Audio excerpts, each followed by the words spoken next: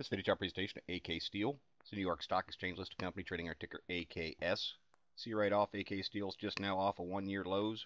Put itself together a nice bounce, about 70 cents or 20% off of the bottom. Stock closed slightly up on Tuesday, 1.3%. Volume's not an issue at all in this. Nearly 6 million shares traded. That's right about average for it. Normally we don't bring fundamentals into these videos, but with some Chinese manufacturing data starting to show some strength, that might give a lift to some commodity type plays, and it may help bolster AK Steel as well to try and continue its upward path and challenge a resistance point. I can see a key change trying to happen in trend. Bullish cross just happened with 12 breaking back through the 26 EMA. Still a far cry from zero, but an early on sign of potential bullishness. PPO's down pretty low. ADX is in a decent position for a reversal. The positive DI down low, negative DI up above, and the ADX itself starting to put together an uptrend. So if we see this positive DI snap upward and break through the ADX, that'd be a bullish sign and increase the odds this upward pressure is going to continue.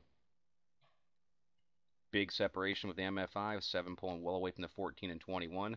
This is the retracement that I talk about in a lot of videos. They just don't tend to trend with a great deal of separation. And now the 7's pulling back down. I'll look for this 14 and 21, break through 50, and meet up with that 7 to try and hold the upper half of that indicator, and again show some bullishness. Accumulation distribution really needs to hold this base, not continue to fade lower. I want to see some buying pressure come into this, see an upward move along those lines. Now the Chaikin money flow is still in the red, showing buying pressure as being outweighed by selling pressure, but the lows are continually not as deep, which would indicate that there is some sort of equalizing going on over the last month and a half. Bottom feeders use this break in negative 100 for the CCI as a buy point. It would be a hold until it breaks back down through negative 100. Full stow is churning upward, coming out of oversold territory.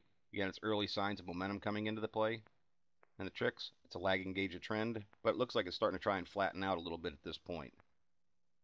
RSIs, you can see they're pretty volatile and tend to produce some pretty large swings. Breaks through 50, as in through there, and in through that area, tend to result in nice appreciation in share value.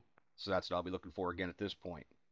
Now from a candle standpoint, of course there's a very bottom at 342, but I'd look more into this area of 385 for a source of support in the near term.